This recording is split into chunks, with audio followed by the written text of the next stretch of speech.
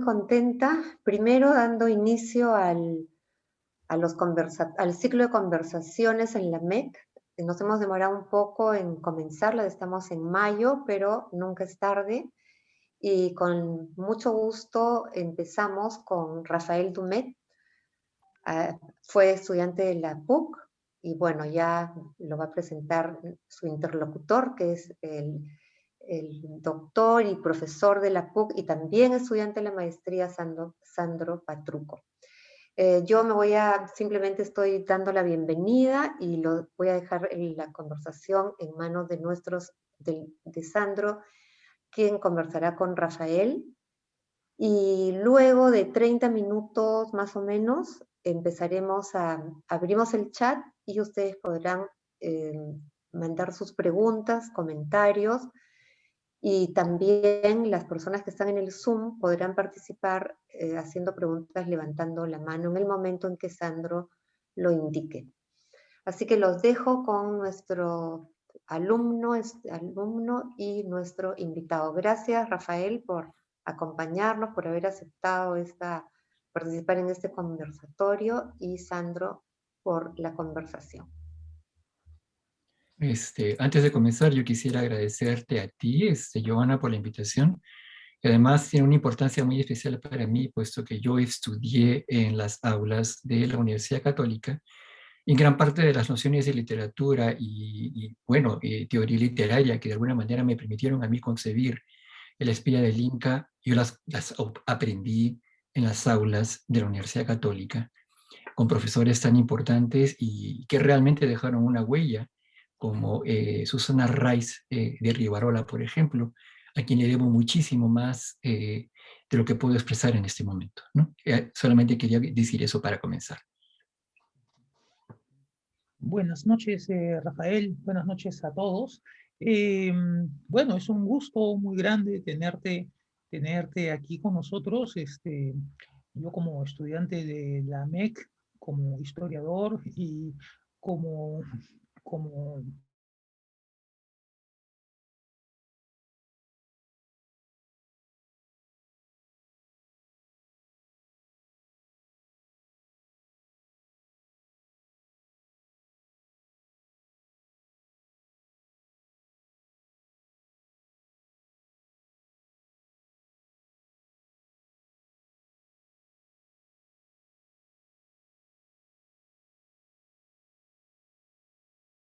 18, ¿sí?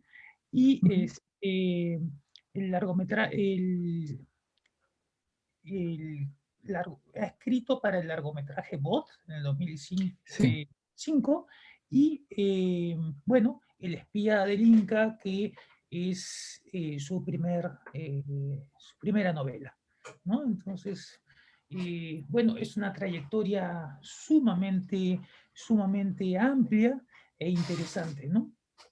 Yo tenía una pregunta que se me ha eh, metido muy de cerca después de leer la, la novela del espía del Inca.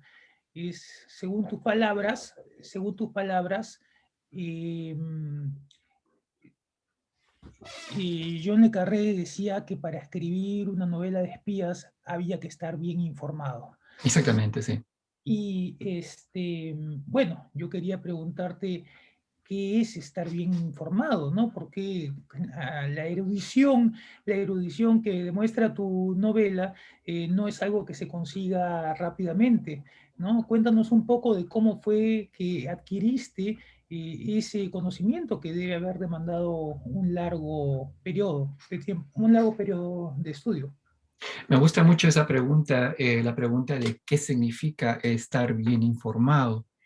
No voy a entrar en detalles sobre cómo se me ocurrió todo esto, pero básicamente diré que en un momento determinado, cuando yo tenía una pausa en mi trabajo como guionista para una compañía de cine norteamericana, para la cual trabajaba en esa época, yo quería escribir una novela y estuve buscando temas históricos y comencé con Felipillo. Y bueno, básicamente yo encontré un libro maravilloso que se llama Men of Cajamarca, de un historiador británico que se llama James Lockhart, y hice con él lo que hago con todo libro, ¿no? Ficharlo, ¿no?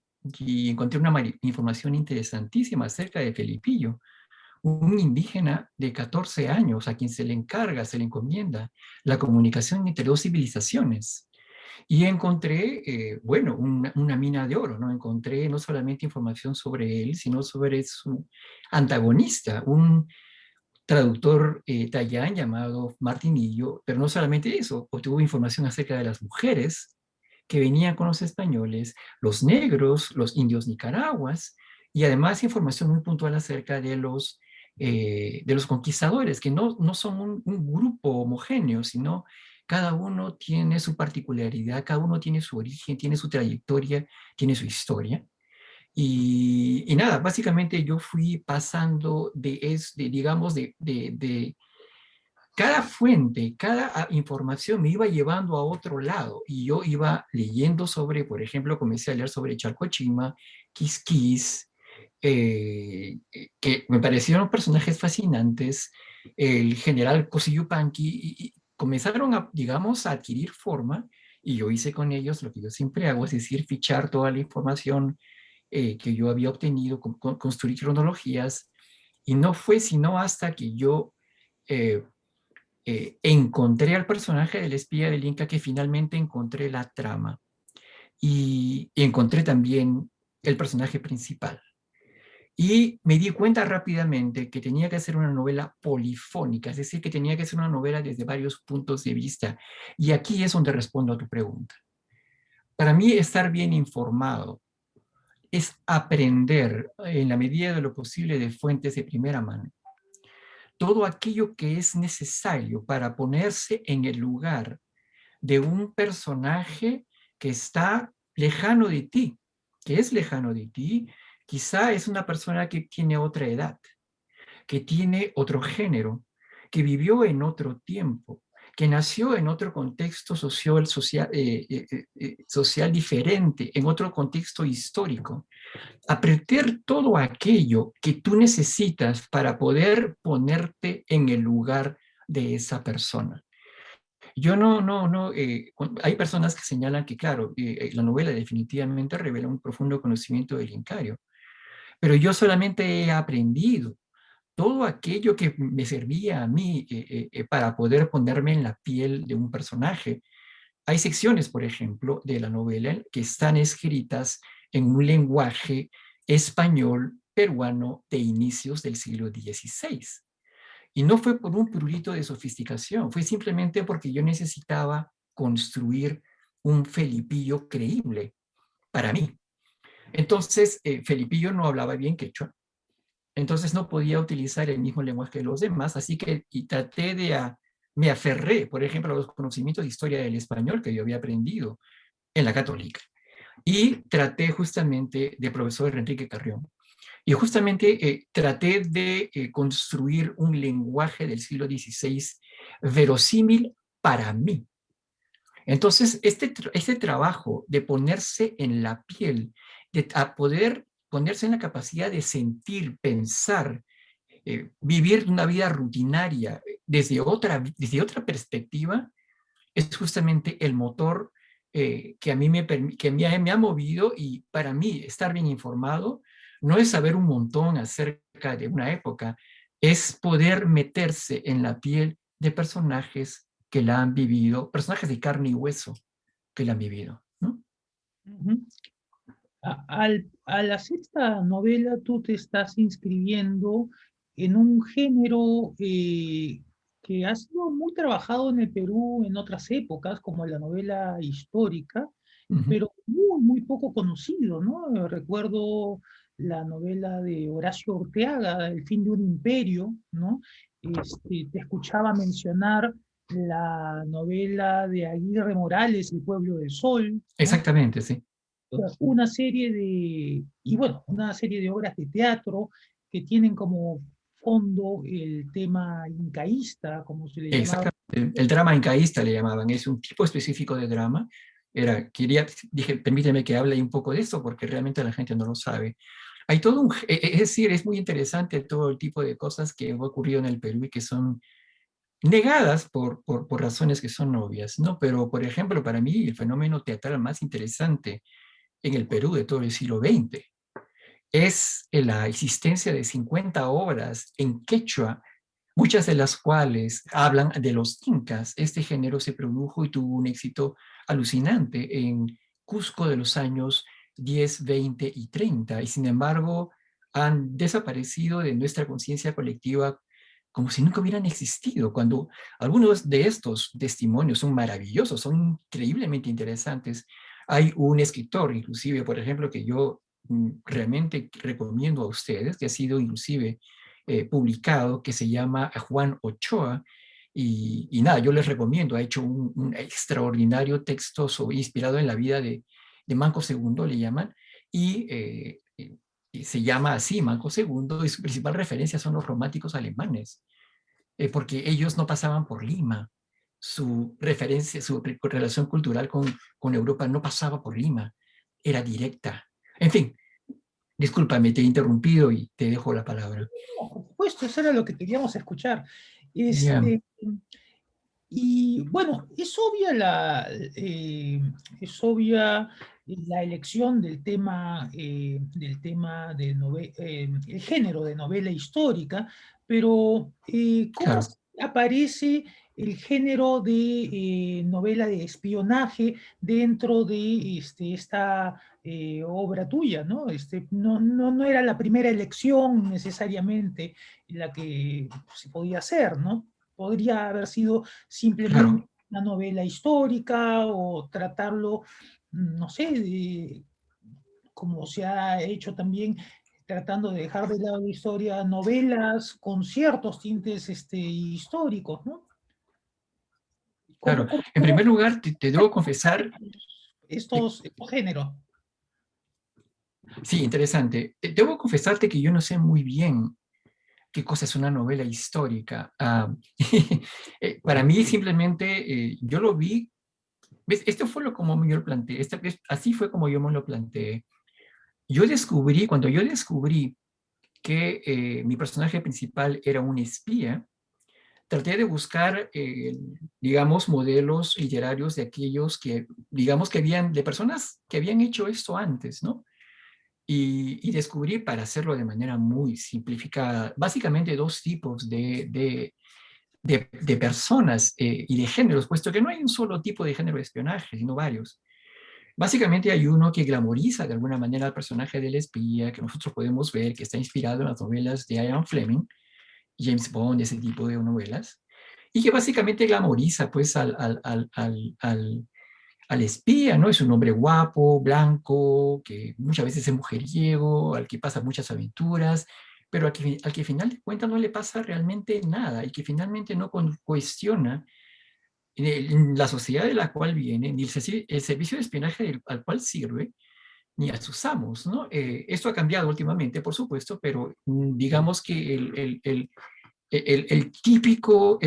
la típica novela de espionaje que sigue este modelo no realmente no cuestiona los intereses de las personas, de países a los cuales sirve.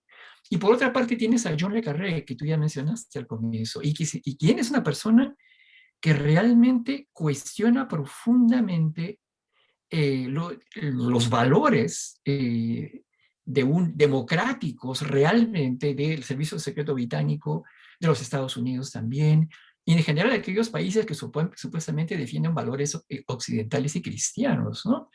Y esto es realmente aquello que me llamó muchísimo la atención y aquello que yo también quería imitar de alguna manera, ¿no? He mencionado, por ejemplo, tú mencionaste bueno, John le Carré señalaba justamente que uno debía un escritor debía ser una persona muy bien informada. También John le Carré dice que dime qué servicio secreto tienes y yo saber realmente qué tipo de país eres. No lo que dices que eres, sino lo que realmente eres. Veamos cómo se comporta tu servicio secreto. Y sería interesante hacer ese ejercicio con respecto al servicio secreto de nuestro propio país. para saber exactamente qué tipo de país somos, debemos realmente entender cómo funciona nuestro servicio secreto, ¿no? ¿Qué valores realmente, qué valores de vida, qué valores morales realmente respetan cuando nadie los ve, cuando están completamente en privado, cuando están sin que nadie los vea, torturando, ¿no? A una persona o tratando de extraer información, ¿no? Ese tipo de cosas, digamos. Entonces, para mí, para volver a tu pregunta, para mí, una novela histórica, una novela de espionaje como esta, era simplemente una novela de espías que transcurría en el pasado.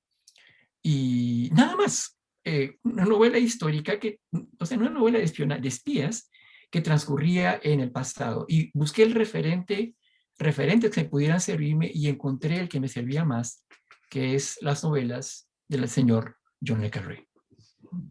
Y es de John le Carré que heredas esta fascinación por el tema de la lealtad, la traición Exactamente.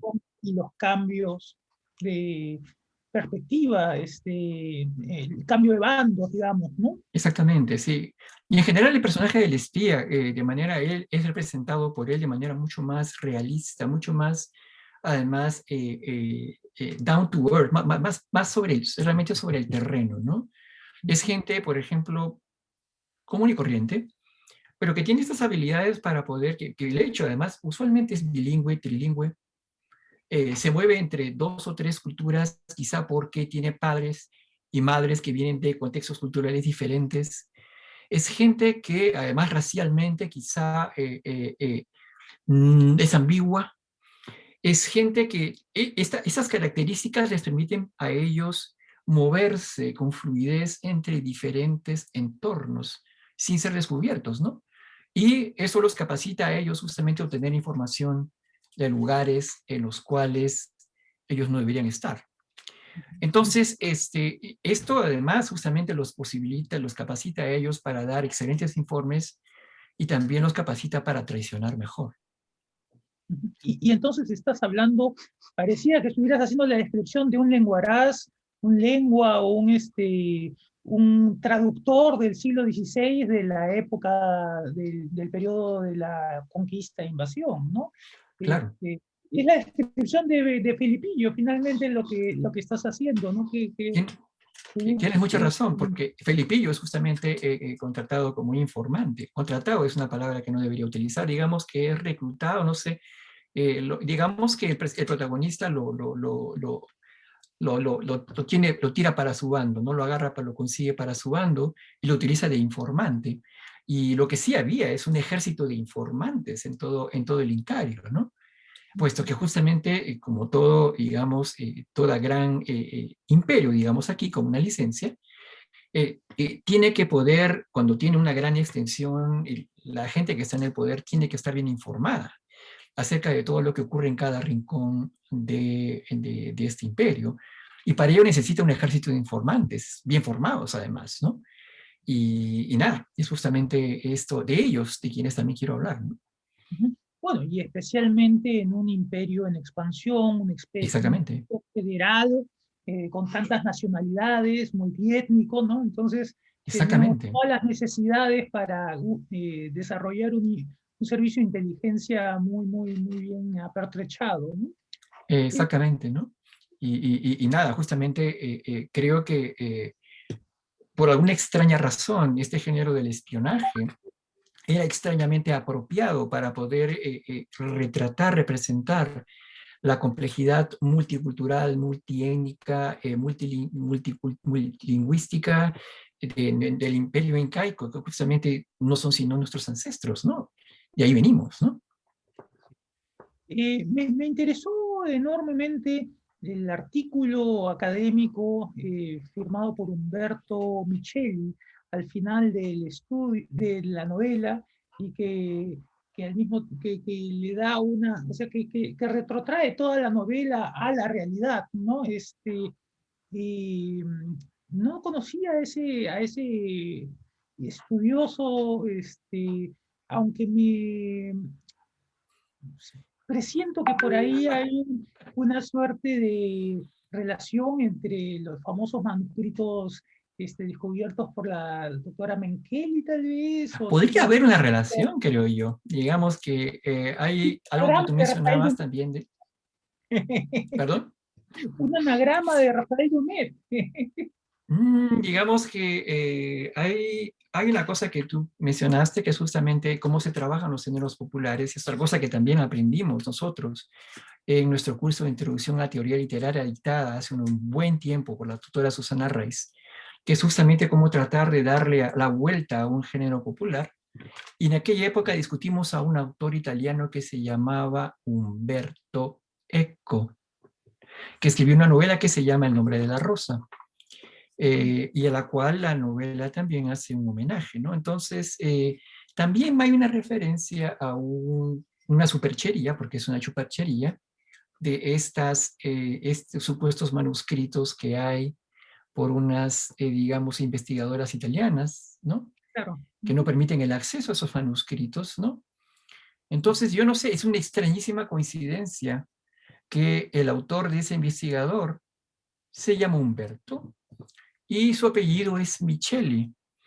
Es una rarísima coincidencia, ¿no? Es realmente esas cosas que pasan de manera completamente sorprendente, ¿no? Si yo le preguntara a Rafael Dumet, ¿cuánto tiempo demora escribir una novela? ¿Qué me podrías decir? Él podría responderte que depende de cuánto tiempo dispone. Hay una cosa que todos los escritores están familiarizados, es que uno debe comprar tiempo para escribir. Uno es un profesor, yo soy un profesor universitario en la Universidad de San Francisco. Por otra parte, soy un esposo. Por otra parte, soy un ciudadano. Y por otra parte, en este momento, por ejemplo, yo tengo una granja con alpacas y llamas. Y entonces debo de partirme un poquito entre todas estas funciones, ¿no?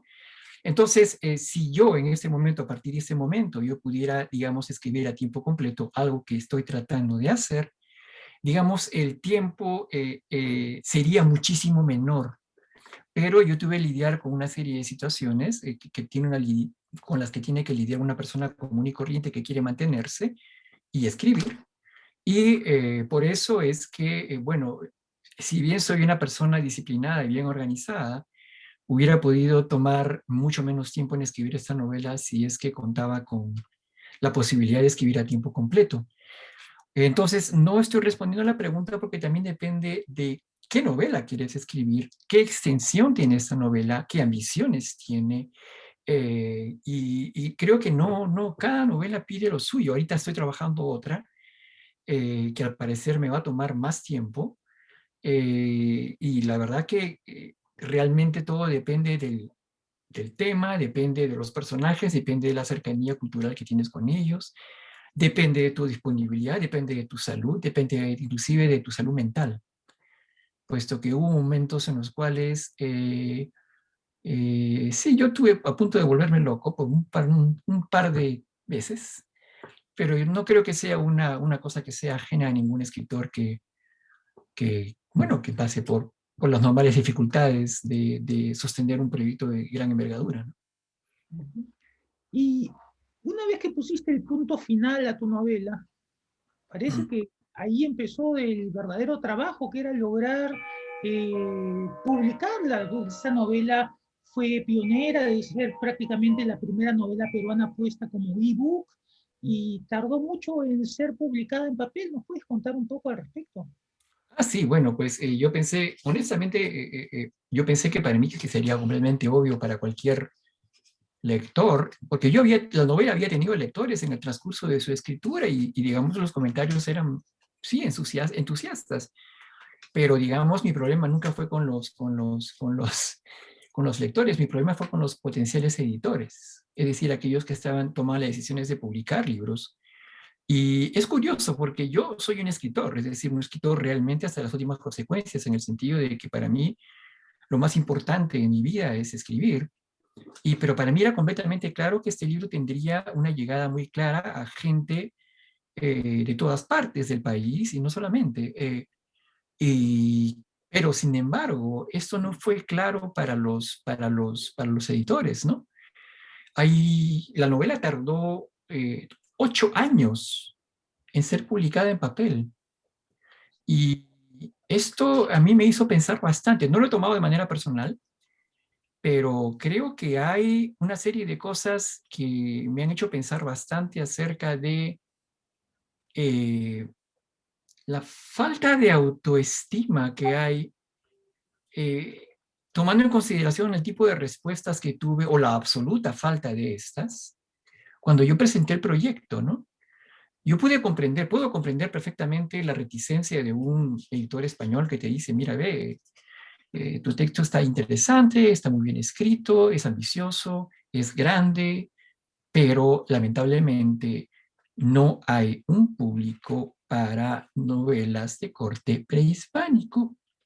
A los españoles les interesan los cartagineses, les interesan los romanos, les interesan los griegos, pero no les interesan los aztecas, no les interesan los incas. Lo hicieron muy claramente. Eh, pero no puedo comprender cuando viene una persona en una editorial peruana y me dice que un libro tiene demasiado quechua, que tiene una problemática indígena demasiado, que la gente no va a leer eso. Ese tipo de cosas no interesan en el Perú. Yo puedo comprender la reticencia a publicar un libro de 800 páginas, pero esa reticencia yo no la puedo comprender y no la admito, no la acepto, ¿no? Y bueno, felizmente la cosa se publicó. Yo aprovecho esta oportunidad para rendir un gran homenaje, pues, al editor independiente Esteban Quirós, que se comió el pleito e hizo que la novela, digamos, caminara por todo el Perú. Estoy citándolo textualmente. Él dijo, esta novela va a caminar por todo el Perú. Y así fue. Es decir, comenzó por Ayacucho, comenzó por Huancayo, siguió Puno, siguió el Cusco, y finalmente llegó a Lima después de todo esto, ¿no? Cuando ya había un público creado. Y esto creado, digamos, fuera de Lima, lo cual sorprendió a muchísima gente, ¿no? Hay muchos mitos, muchas ideas recibidas, muchas cosas con respecto a la novela en el Perú que a mí francamente me indignan y que tienen que ver con el hecho de que hay, por ejemplo, esta creencia absurda, en mi opinión, de que uno tiene que, digamos, suavizar, homogeneizar su lenguaje para que, bueno, pues el lector español eventualmente venga y te publique, ¿no? Es decir, tienes que quitar tu peruanismo, tienes que quitar tu manera de hablar, tienes que ser un español homogéneo que todo el mundo pueda entender. Esas son tonterías. Y es bueno que la gente lo sepa, ¿no? Y de hecho, es decir, yo tengo muy buenos lectores españoles. Es decir, estoy hablando con pleno conocimiento de causa. Y lectores norteamericanos y lectores de otras partes de fuera del Perú.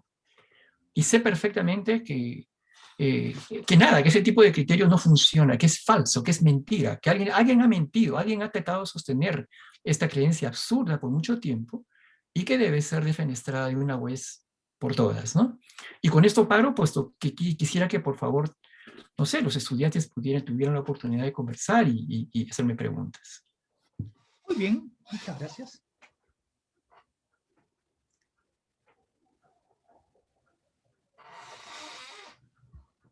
A ver. Bueno, muchas gracias. Ya entonces creo que podemos, están libres los micrófonos para los que están en el Zoom y el chat está abierto también para quienes quieran comentar o escribir. Sí, Sí, Giovanna, tú vas a filtrar las preguntas Sí, sí. no, porque a Yo mí me voy a ir gustaría conversar avanzando. directamente con las personas, ¿no? Porque Sí, las palabras, preguntas escritas, las filtran y me gustaría escucharlos directamente a ellos, ¿sí? sí. Creo que ya pueden abrir sus cámaras Si y quieren, ¿no? si quieren, por supuesto. Ujú. Y pueden hacer las preguntas oralmente, Claro. levanten la mano, levanten sus manos y se indica. Mientras, para avanzar, mientras preguntan oralmente, hay cómo te documentas, ¿Cómo te documentas? Es una pregunta. Sí. Sí. ¿Quieres que responda esa pregunta rápidamente? Bueno, busco una persona que, bueno, primero trato de leer. Yo creo que ya con cierta experiencia trato de buscar fuentes en la medida de lo posible de primera mano. Es decir, trato de buscar estudios, no tengo problema. Todo aquello que me permita poner en la piel de un personaje y conocer un tiempo, yo lo leo. Trato de evitar ideas recibidas, fuentes de tercera, gente que opina, novelas escritas al respecto. No, yo trato de buscar fuentes de primera mano. Libros de memorias en la medida de lo posible. Estudios académicos realmente buenos que me han sido recomendados por una persona, un historiador de confianza. Eso, y en general, esa es la manera como me documento. Cómo organizo la documentación también es importante. Simplemente yo trato, como dije al comienzo, yo ficho todo y creo una cronología de los eventos y creo una cronología de cada personaje. La novela tiene 200 personajes y sí, cada uno de ellos tiene su propia cronología. Las personas que están aquí, que tienen el micrófono abierto, no pueden hacer las preguntas oralmente, no Sí, tienen yo que preferiría inclusive eso. escribir. Me gusta tener un Sí, contacto directo con los estudiantes. En general prefiero eso, ¿no? sí, invito a Alejandra que haga su pregunta Ujú. oralmente y luego a César y luego a Marita. ¿Qué tal, Rafael? Me encanta tanto el libro como todo tu proceso, me parece brutal. Quería saber si sabías algo de quechua o cómo diste con la forma de poner apodos, como a la enanita que se llamaba Chichón de Cuy.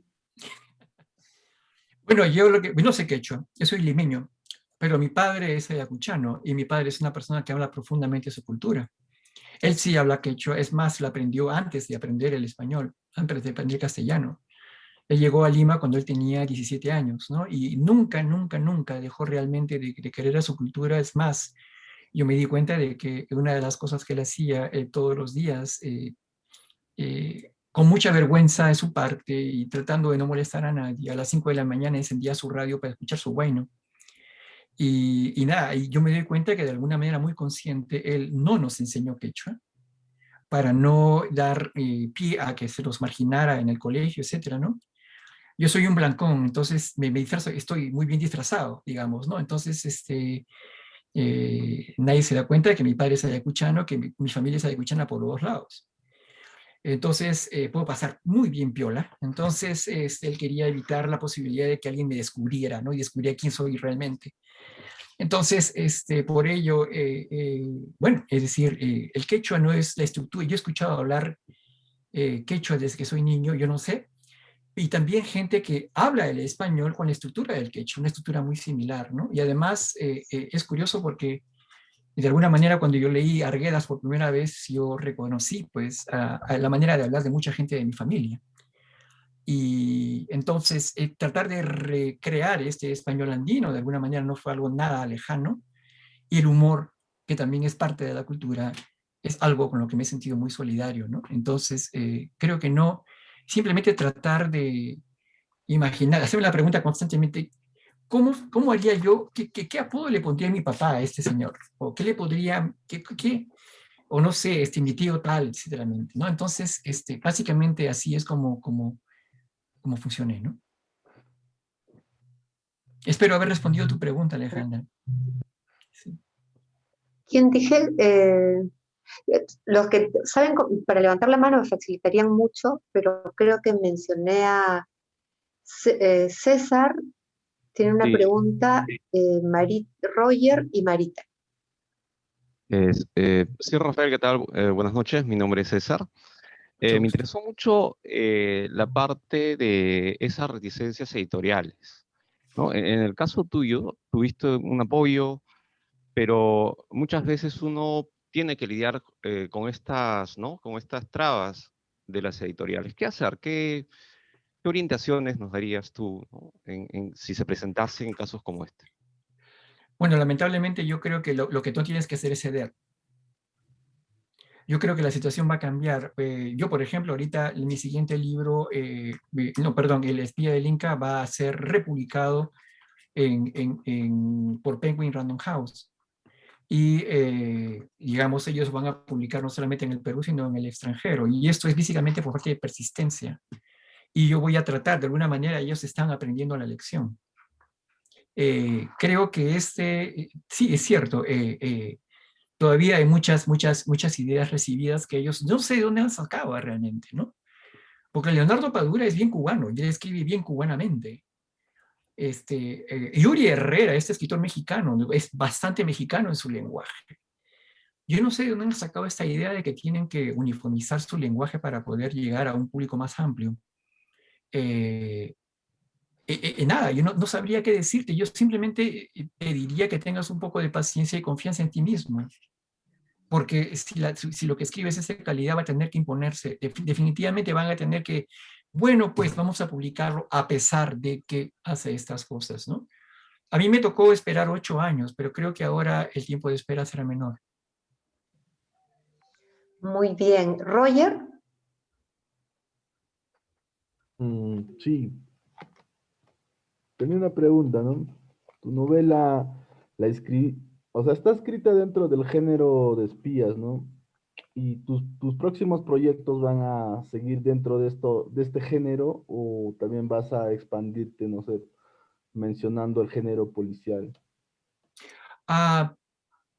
Y yo realmente no pienso en términos de género. Yo pienso en términos de aquello que me conmueve, aquello que me llama la atención, de manera continua. En este momento estoy trabajando en una novela, 2 novelas al mismo tiempo. Una novela sobre Eudosio Rabines, el escritor y político peruano, de cajamarquino, que nada, me obligó a recrear, he recreado en 150 páginas la Cajamarca de 1910.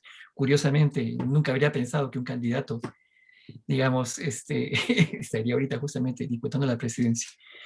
Y nada, estoy muy empapado de fuentes, referencias cajamarquinas en este momento, y yo no sabría decirte si esa novela es una novela de espionaje o no. Yo no funciono, como te digo, así.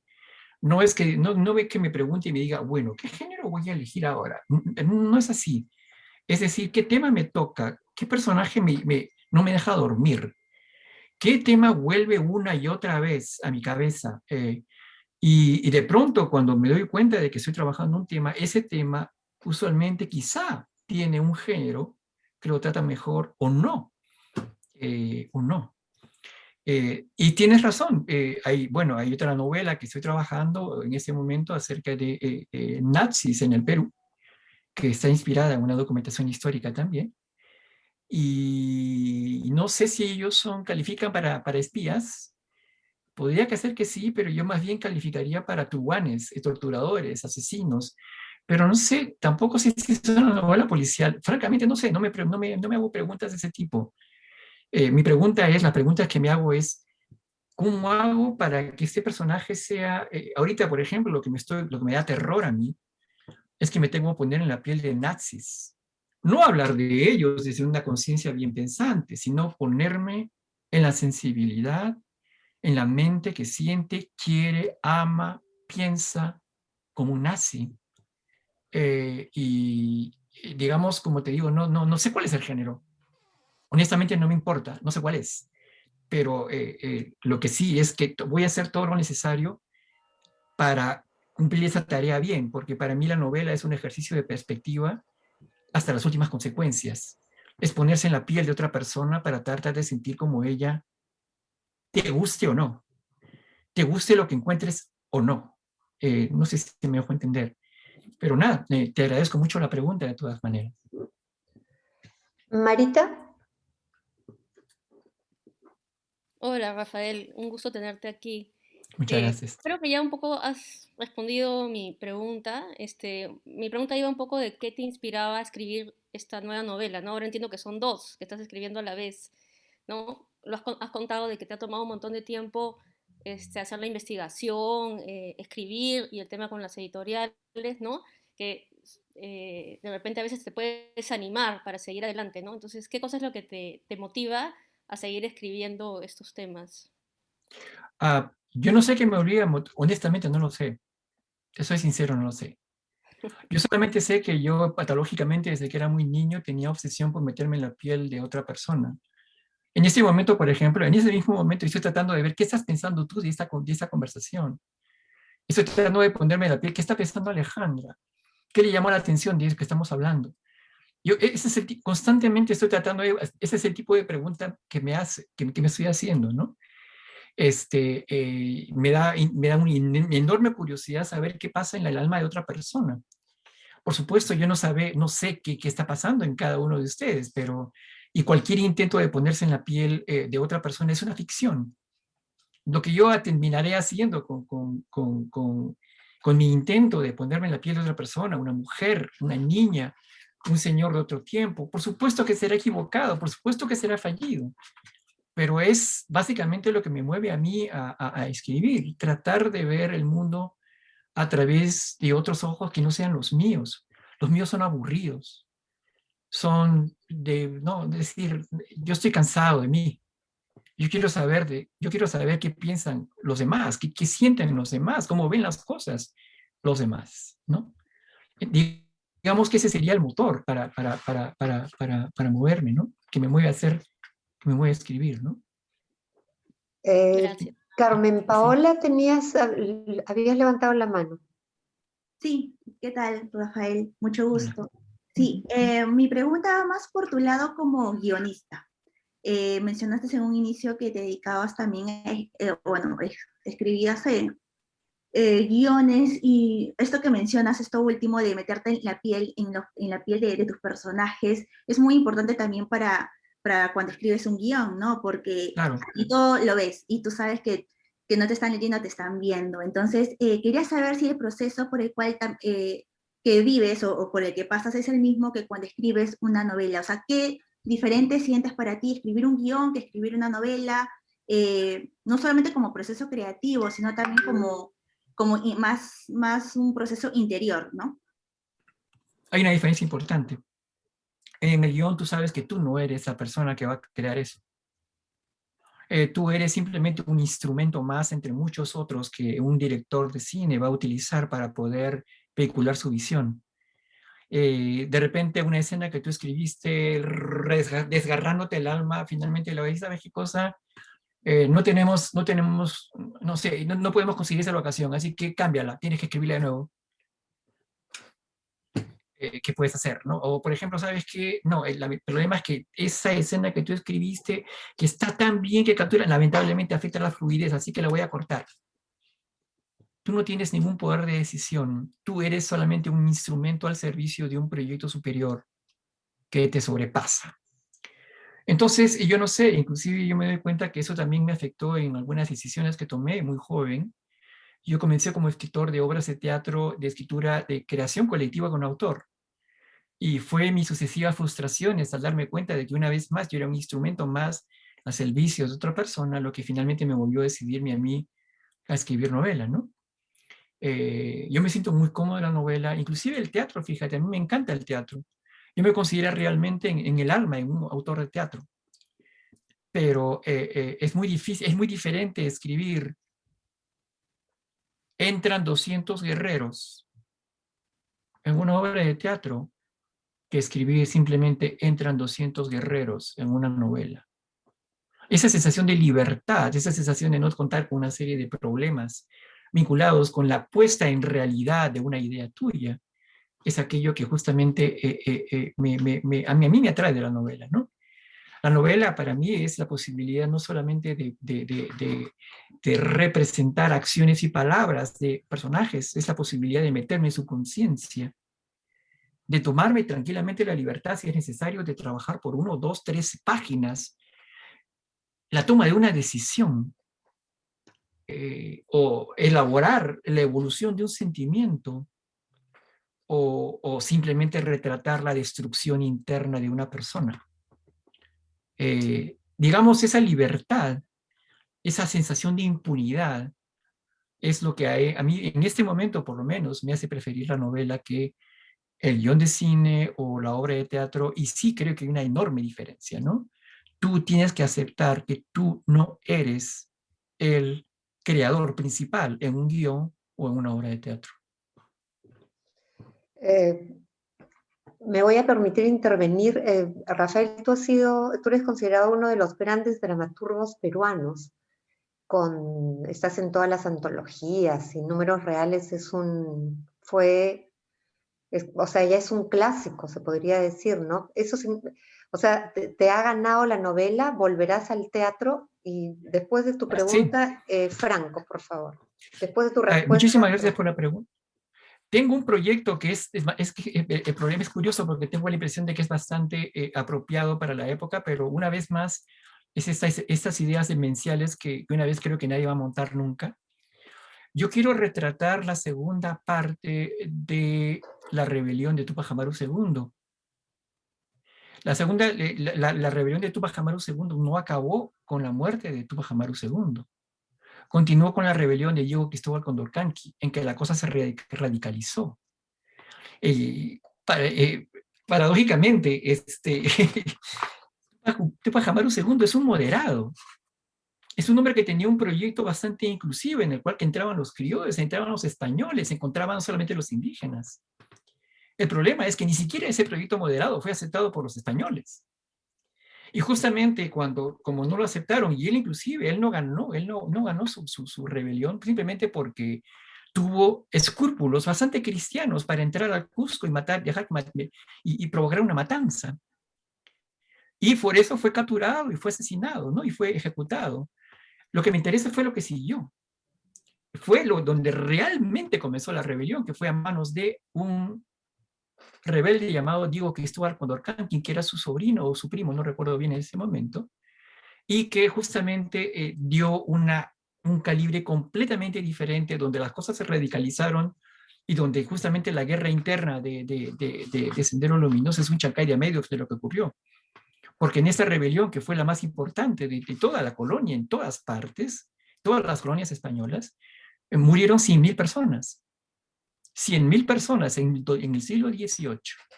Y esto justamente es una parte que no conocemos. Yo quisiera, ese es mi proyecto teatral, Giovanni. Una obra de teatro con 30 personajes en escena, con esa rebelión de Diego Cristóbal Condorcanqui, alimentado por el fantasma de Túpac Amaru II, y además con una serie de tensiones. Este señor tuvo una extraordinaria alianza con Túpac Katari, y que fracasó por una historia de amor.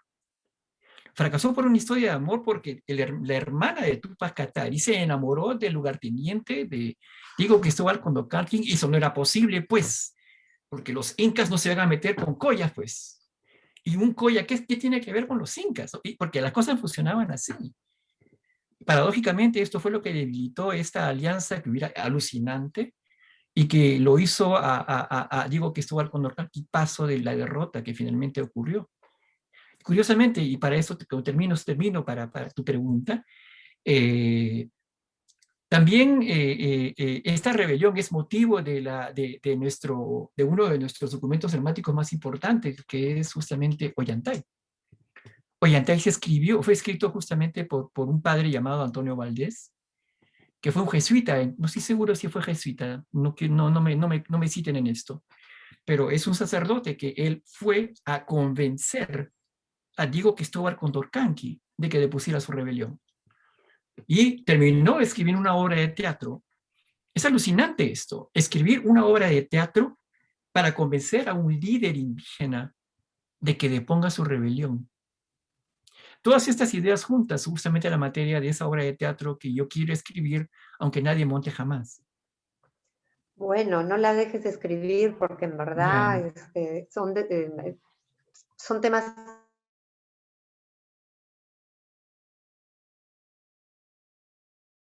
los grandes problemas que tenemos, ¿no? La falta de narrativas. Sí. Y eso tiene que ver, bueno, es una pregunta que ya tenía acá de cómo investigas, y creo que nos ha dado luces.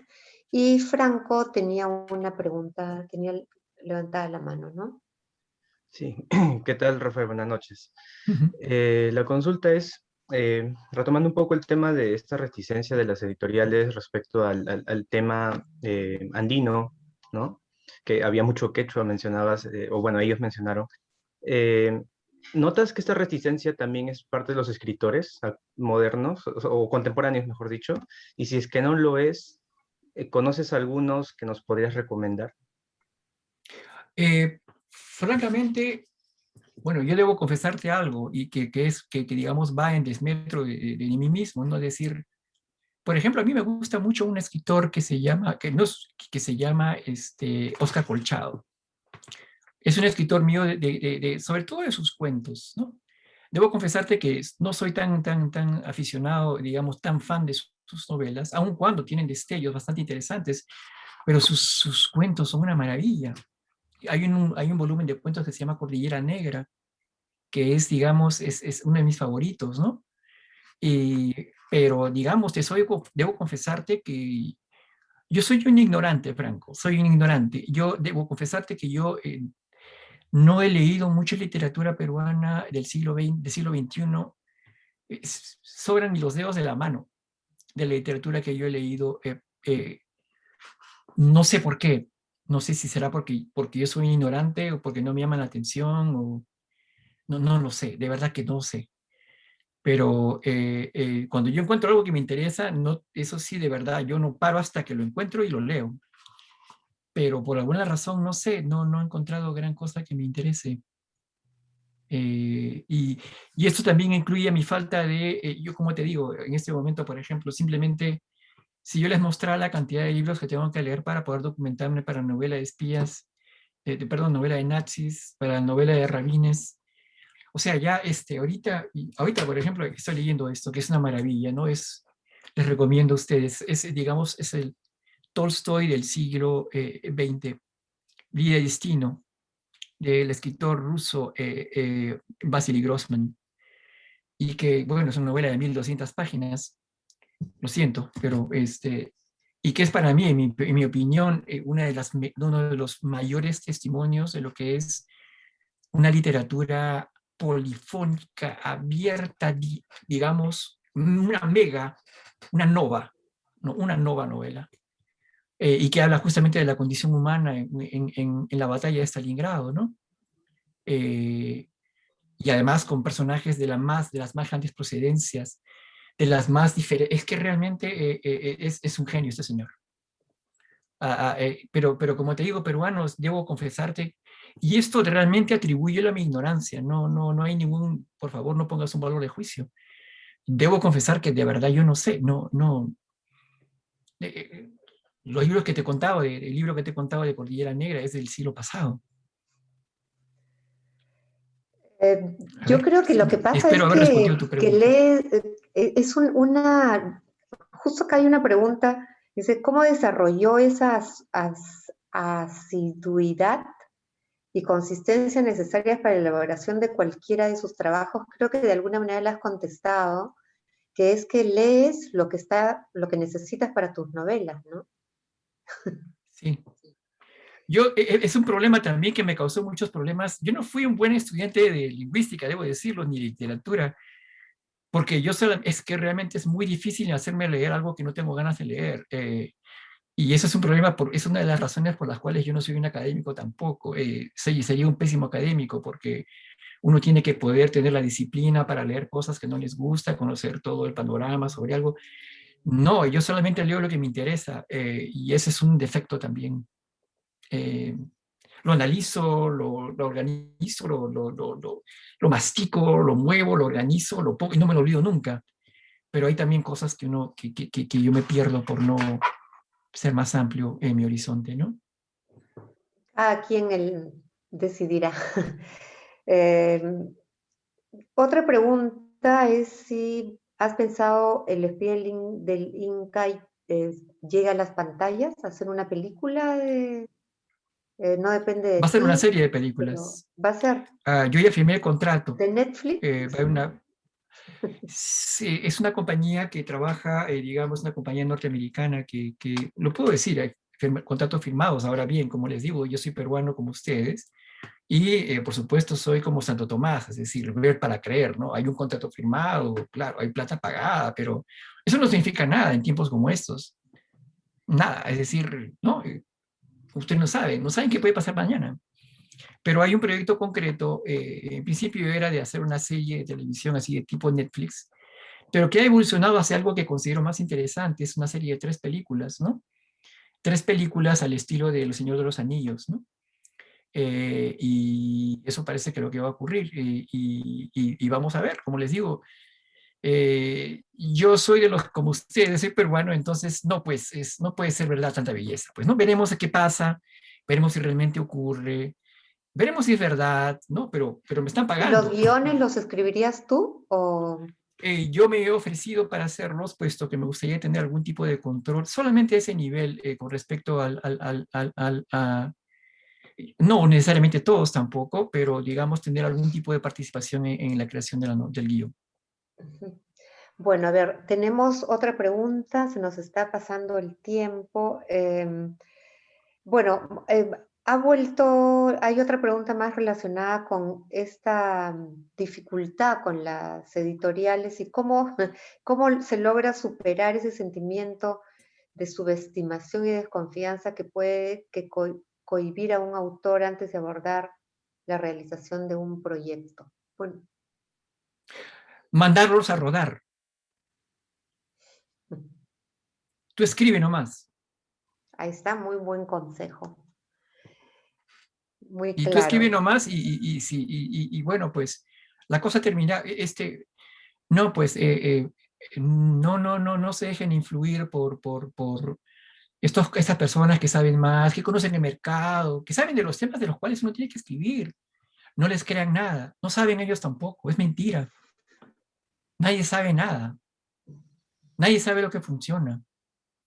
Lo único que tiene que uno tiene que fiarse es de sí mismo, de aquello que realmente lo conmueve, de lo que realmente le interesa. El resto son pamplinas. El resto es mercado, el resto es el albur. Nadie sabe nada.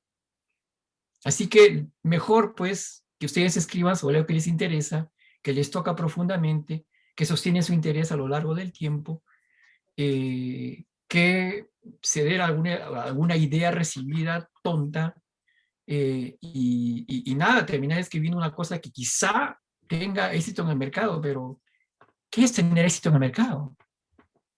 ¿Qué es tener éxito en el mercado en el Perú?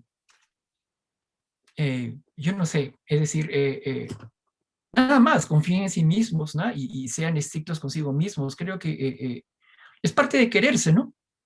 Muy buen consejo. Nada más. Escribir lo decir, que uno quiere escribir y no pensar en no hay que ir a el entorno. la lista de ventas, ¿no? Que hay que escribir acerca del conflicto armado porque es lo que vende. No, tonterías. No, lo que te toca. Aunque sea un perro que lo golpean en la esquina, a un perro, caracho, que me sientes mal, ¿no? No puedo dejar de pensar en ese perro al que el amo lo golpea, y no me importa el terremoto que mató a 1 millón de hindúes ayer. Pero lo que me conmueve es esto. Respeten aquello que los conmueve. Eso nada más. No creo que no tengo muchas cosas que decir, ¿no? Pero digamos, son bastante básicas en realidad. Pero no se suelen decir, ¿no? Esas cosas. Más bien todo parece más enrevesado. Acá tenemos una pregunta de Cristian. Ya. Cristian, ¿quieres hacerla directamente o tienes...? Me encantaría escucharte, Cristian. Prefiero realmente que la gente me diga. Hola, Rafael, buenas noches, gracias. Sí, yo tenía una pregunta. ¿Hasta qué punto un autor puede llenar los espacios vacíos de la historia? En este caso, en tu caso del Incanatón, ¿no?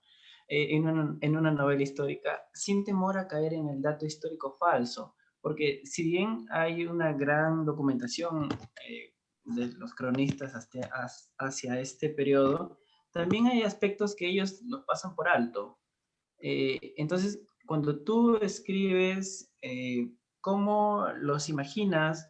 Y para, como digo, no caer en algún tipo de dato falso, ¿no? Bueno, todo dato está condenado de alguna manera a ser falso en algún momento, Cristian. Es decir, yo he escrito a partir de la investigación de lo que yo sé ahora, pero quién sabe qué la gente sabrá de aquí a 20 años. De repente van a contradecir todo aquello, por ejemplo, ya creo que hay una nueva teoría acerca de los chakras, que no son realmente no era un grupo étnico concreto, sino era una confederación, no era realmente, no estaban localizados aquí, sino también estaban acá, estaban más al este, no estaban, es decir, todo eso va a ocurrir, todo eso va a ocurrir. Claro, yo he hecho mis esfuerzos, he hecho mi tarea, pero eso no es garantía de nada, hacer su tarea no es garantía de nada, lo que realmente hace la garantía es que tus personajes, tus eventos, la manera en que escribes, sobrevivan a la eventual, al eventual, no sé, desvirtuamiento fáctico de lo que escribiste. Tiene que sobrevivir, tiene que sobrevivir. Por supuesto sabemos, por ejemplo, ahorita por ejemplo, vamos a ver, hay una cosa que también viene de la señora Susana Rice, a quien le rindo homenaje, que es la noción de materia. Por supuesto, muy probablemente no me cites aquí porque posiblemente estoy desvirtuándola. Pero yo justamente nos daba esta idea de la materia. La materia, por ejemplo, es una cosa como un universo de referencias que tú conoces y no sabes dónde está, pero que está, por ejemplo, la materia, por ejemplo, de las 1001 noches. Tú dices la palabra Sherezade y tú inmediatamente reconoces, un califa, el esclavo, la lámpara, digamos, la alfombra voladora. Tú dices Ricardo Corazón del León y ya te aparece una serie de caballeros, te aparece la tabla redonda, te aparece, no sé, una serie de personajes, la sartén en el lago, la doncella, Merlí, etc. La idea era no crear una representación histórica correcta, de lo más correcta posible, tal exactamente como, eso también, pero la idea era crear una materia incaica, personajes que sobrevivan, que tengan autonomía, que tengan vida, crear vida propia, vida independiente de la historia. La historia puede estar sustentada, te sirve de bastante, te sirve en el sentido de que le da verosimilitud a lo que tú haces, permite que sea creíble para muchas más personas, ¿cierto? Pero, digamos, al final de cuentas es solamente eso. Al final de cuentas, la exactitud histórica es solamente un instrumento más de verosimilitud. Nada más. Si tu novela, lo que tú escribes, sobrevive el hecho de que tus datos hayan sido falsos, esto es lo que creo que debemos aspirar. Yo me muero de ganas, por ejemplo, de que venga un momento en el cual yo no sé, me ha ocurrido, bueno, no me ha ocurrido hasta ahorita, pero yo estoy esperando que venga el momento que venga por ejemplo, no sé, un encuentro con un público huancaíno y venga un huancaíno y me diga su versión de lo que ocurrió al personaje tal es equivocada. Y yo voy a escribir una novela que sea completamente diferente. Por favor, escríbela. Mañana. Ese es el tipo de cosas que a mí me encantaría, digamos, provocar. La actitud histórica, todos estamos condenados a equivocarnos, Cristian.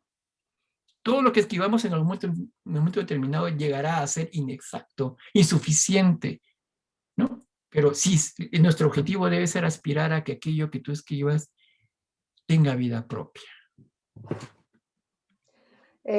Ya vamos a ir terminando. Hay muchas preguntas. Voy a hacer algunas juntas. Voy a reunir algunas.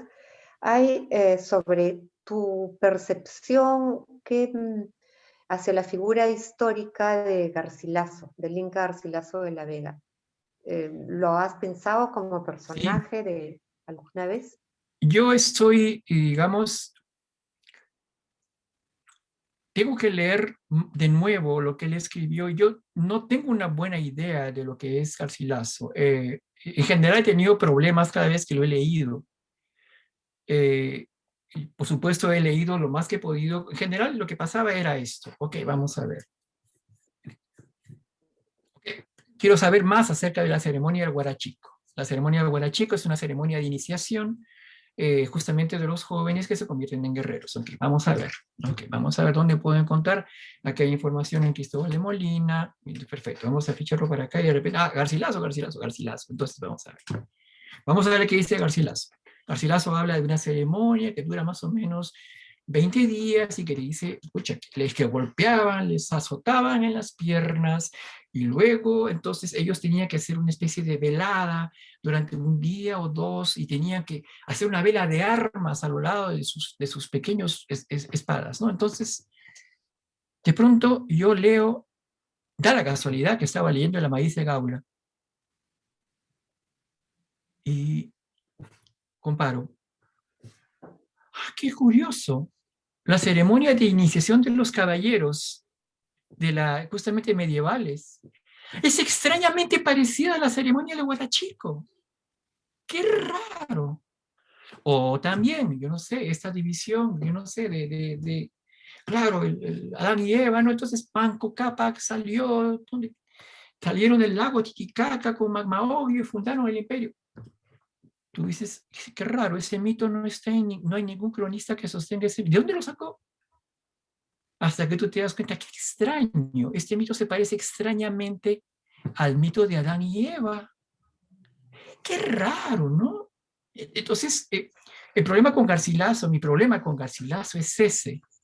Constantemente yo trataba de utilizarlo como fuente de información y me mandaba al desvío. Alguna cosa que yo hubiera sido, y lo termino descubriendo cuando leo, digamos, cronistas de primera mano, ¿no? Cristóbal de Molina, o yo no sé, para no sé, Diego de Trujillo, Sámano Jerez, cada uno para cada cierta cosa específica, ¿no? Bernabé Cobo, etcétera, etcétera. Entonces, digamos, mi problema con Garcilaso es ese. Yo creo que tenía una agenda muy fuerte que dominó prácticamente todo lo que él escribía, pero un amigo mío que yo respeto mucho, que se llama José Antonio Mazzotti, me ha hecho ver que posiblemente sí, hay cosas muy valiosas que habría que reconocer justamente en el aporte de Garcilaso, ¿no? Yo por ejemplo, María Rostorovsky criticaba mucho a Garcilaso, ¿no?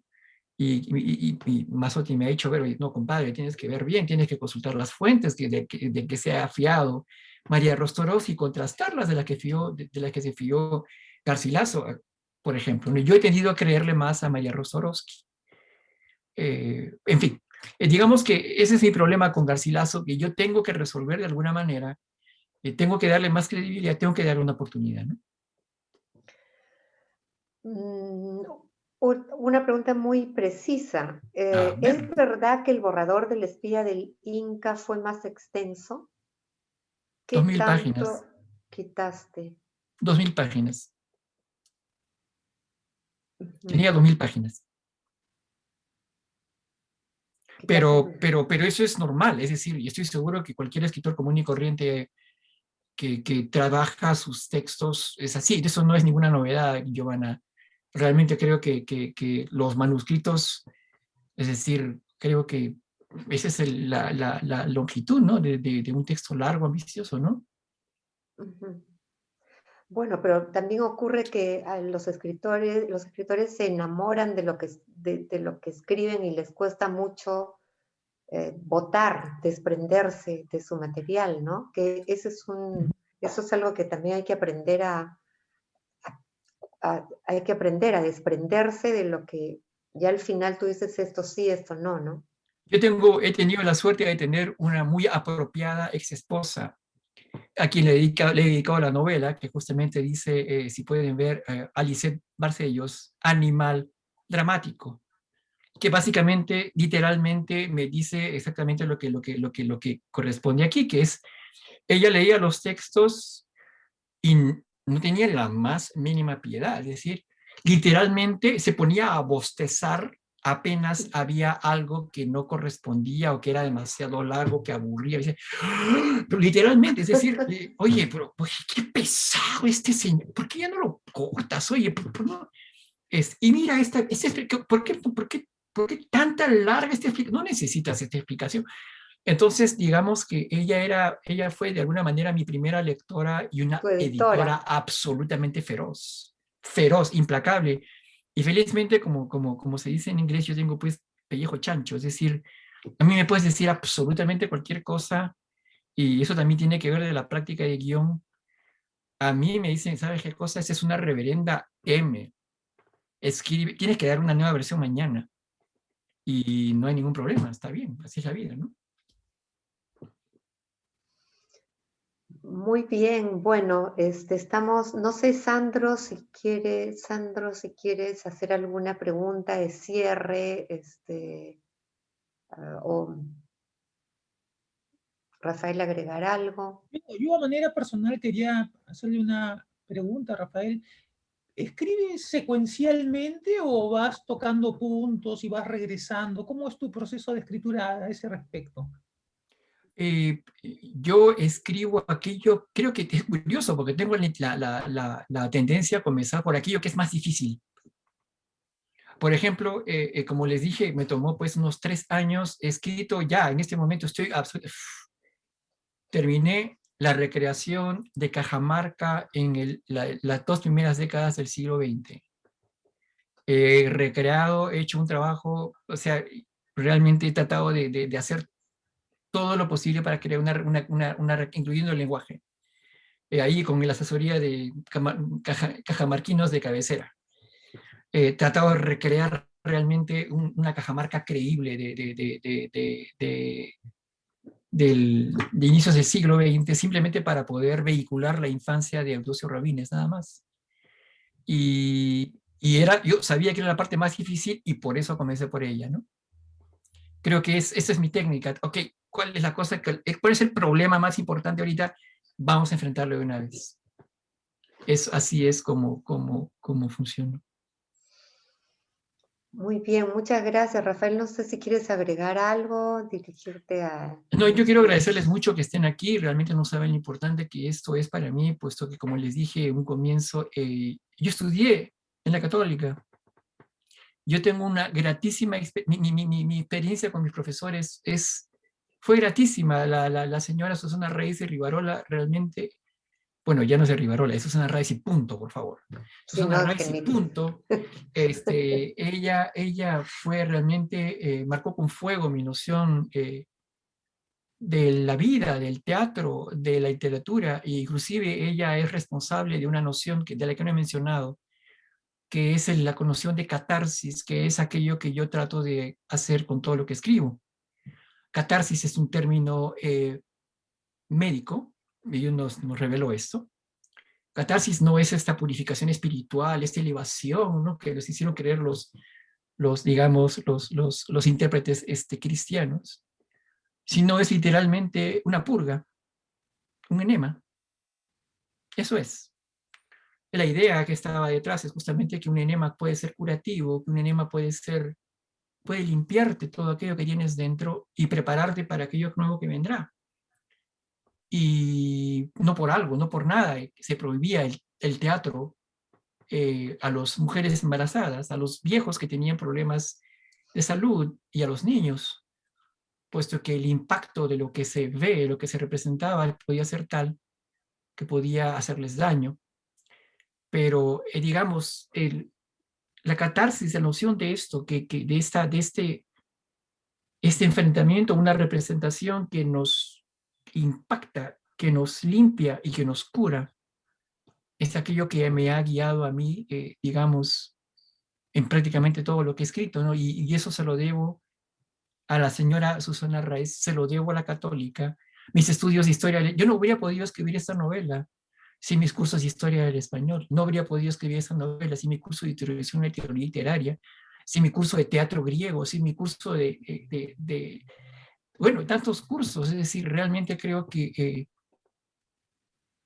mi gratitud ante lo que yo viví en la Católica es eterna, ¿no? Y por eso simplemente no tienen la menor idea de cuánto he esperado este encuentro, aunque sea virtual. Esperemos que pronto cuando acabe la pandemia, puedas estar con nosotros en presencia. Acuérdate que habíamos planeado, estábamos por comprar el pasaje para que vinieras a la MEC a hacer un módulo el 2020, y lamentablemente todos nuestros planes se interrumpieron, y después de la crisis hemos empezado a retomar, aun cuando sea virtual. Es un acercamiento para, además, bueno, adelantar lo que ya hablamos, que para el próximo año 2022-1 Rafael ya se ha comprometido para hacer un módulo acá en la maestría.